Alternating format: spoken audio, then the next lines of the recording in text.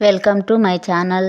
ఈ నెలలో రెండవ ఏకాదశిని ఉత్పన్న ఏకాదశి అంటారు. ఈ ఏకాదశిలన్నింటిలోకి ప్రాణం పోసింది ఒకే ఒక్క రోజు, అది ఉత్పన్న ఏకాదశి.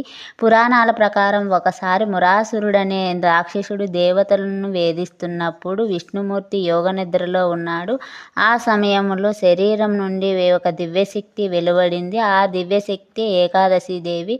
ఆమె మురాసురుని సంహరించి విష్ణుమూర్తికి సంతోషించాడు.